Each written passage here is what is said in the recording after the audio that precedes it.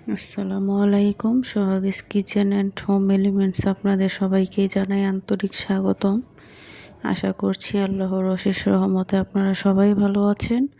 আপনাদের দয়ায় আমি আলহামদুলিল্লাহ ভালো আছি। সকালের নাস্তাটা অফ ক্যামেরায় করে নিয়েছি। এরপর শুরু হয় দিনের আসল কাজ, ঘর গোছানো। শরীর ভালো থাকুক বা মন্দ, নিজের কাজগুলো তো নিজেকেই করে নিতে হয়, তাই না? বাচ্চা কাচ্চা সংসার সামলে সব কাজ একে একে সারতে হয়। প্রথমে রুমগুলো একে একে গুছিয়ে নিচ্ছি।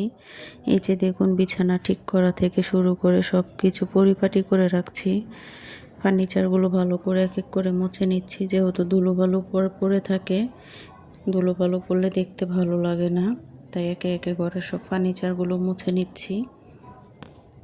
পরিষ্কার পরিচ্ছন্ন থাকা মানেই তো ইমানের রঙ্গ, তাই না?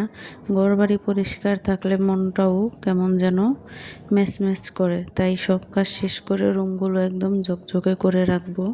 তাই তো মেয়ের রুমও গুছিয়ে নিয়েছি। আজকে বেশি কাজে ঝামেলা করব না, তাই এক এক করে সব করে নিয়েছি। শরীরটা যেহেতু ভালো না, তাড়াতাড়ি কাজটা শেষ করে নেব। গোছানো শেষ, এবার চলি রান্নাঘরের দিকে। আজ রান্নার বেশি ঝামেলা করব না ভেবেছি। গতকালকের গরুর মাংসের তরকারি আছে, তাই এই মাছ রান্না করছি না। আজ সাদা মাঠা রান্না করব। মেনুতে থাকছে বেগুন ভাজি, মচমচে পুঁটি মাছ ভাজা আর আমার পছন্দের কাঁঠাল বিচির ভর্তা। তাই একে একে বেগুনটা তো ভেজেই নিয়েছি, দেখেছেন আপনারা। এখন পুঁটি মাছটা ভেজে নেব। বেগুন ভাজিটা আগেই ম্যারিনেট করে রেখেছি। বেগুন ভাজিটা আগে ভালোভাবে মেখে পরে ভাজি করলে ভালো হয়। সাথে এই যে পুঁটি মাছটা আমার ভাজা হয়ে গিয়েছে। এক এক করে পুঁটি মাছটা উঠিয়ে নেব। তো মাছটা ভেজে নিচ্ছি। পাশে কাঁঠাল বিচিটাও সিদ্ধ করতে দিয়েছি, কাঁঠাল বিচিটাও সিদ্ধ হয়ে গিয়েছে। সাথে শুকনো মরিচ ভেজে নিয়েছি। কাঁচা পেঁয়াজ দিয়ে আজকে ভর্তাটা তৈরি করব। কাঁচা মরিচ দিয়েও করি, আজকে মনে চেয়েছে শুকনো মরিচ দিয়ে করব, তাই এই তো শিলপাটায় বেটে নেব ভর্তাটা।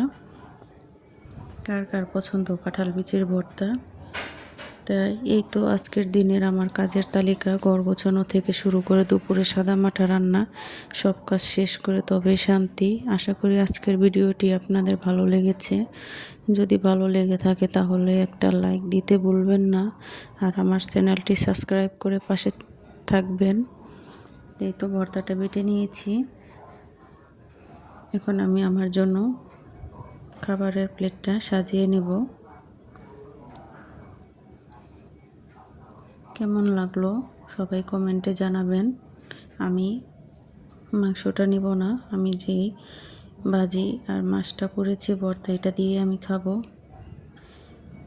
তো সবাই ভালো থাকবেন, আল্লাহ হাফেজ, সুস্থ থাকবেন। পরবর্তী দেখা হবে